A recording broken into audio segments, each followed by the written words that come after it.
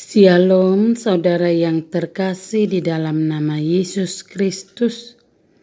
Firman Tuhan untuk kita pada hari ini dari kitab Yeremia 2 ayat 21. Namun aku telah membuat engkau tumbuh sebagai pokok anggur pilihan, sebagai benih yang sungguh murni. Betapa engkau berubah menjadi pohon berbau busuk, pohon anggur liar. Demikianlah firman Tuhan. Budidaya anggur merupakan salah satu pekerjaan pokok orang Ibrani kuno, karena menanam dan memelihara anggur sulit serta penuh resiko, dan hasilnya tidak pasti, tetapi produk tersebut sungguh bernilai dan diinginkan orang. Maka kebun anggur sering dipakai sebagai ilustrasi dalam khotbah. Israel diumpamakan sebagai pokok anggur, sementara Allah adalah pemelihara anggur.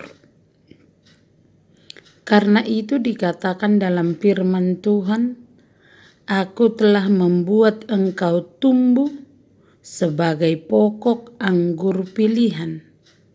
Ini mau menyatakan orang Israel beribadah kepada Tuhan dan tetap dekat dengannya sepanjang zaman Yosua dan sepanjang zaman para tua-tua yang hidup lebih lama daripada Yosua.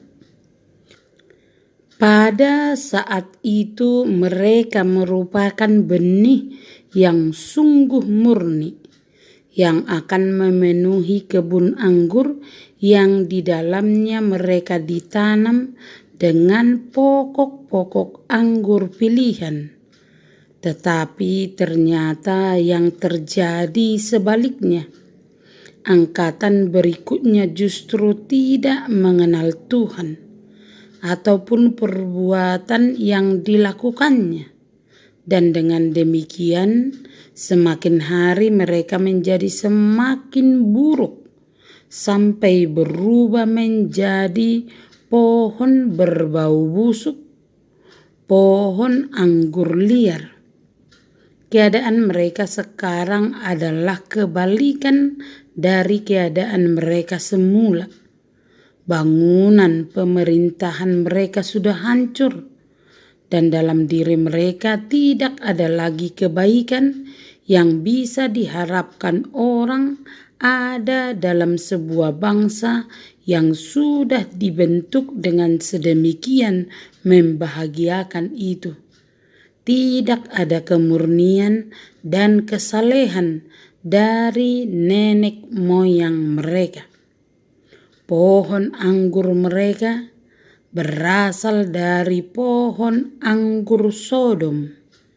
Ini cukup diterapkan pada kodrat manusia.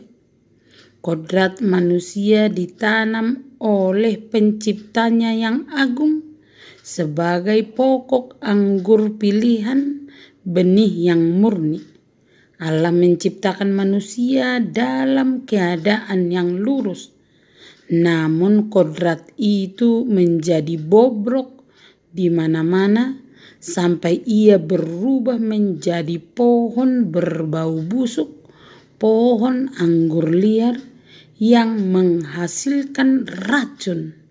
Dan demikianlah kodrat manusia itu bagi Allah, sangat tidak menyenangkan. Keindahan yang pernah dimilikinya karena kedekatan dengan Allah dan kesetiaan kepada Tuhan sudah pudar, diganti dengan pengkhianatan dan kebobrokan moral.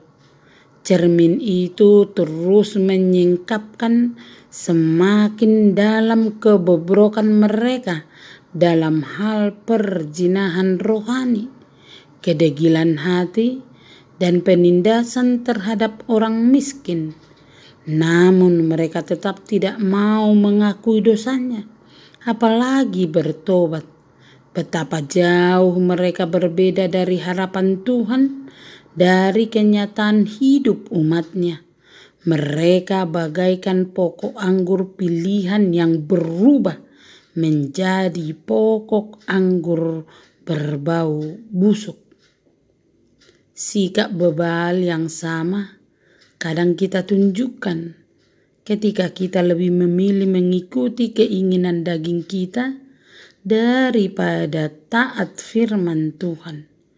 Kompromi iman yang kita lakukan dengan ikut-ikutan cara dunia dalam mengelola gereja, menjadikan ibadah gereja lebih menyerupai pertunjukan para selebritis, bahkan mengiming-imingkan jemaat dengan hadiah adalah bentuk-bentuk penyelewengan dari kemurnian ibadah kepada Tuhan. Hal-hal itulah yang akan mendatangkan murka Tuhan dan dengan sendirinya tidak mendatangkan berkat untuk orang lain. Karena itulah firman Tuhan hari ini mengingatkan, jangan memberatkan dosa-dosa kita yang dengannya kita didakwa, yang membuat perbuatan itu teramat sangat berdosa di hadapan Tuhan. Karena itu, ingatlah bertobat dan ingatlah berbalik kepada Tuhan. Amin.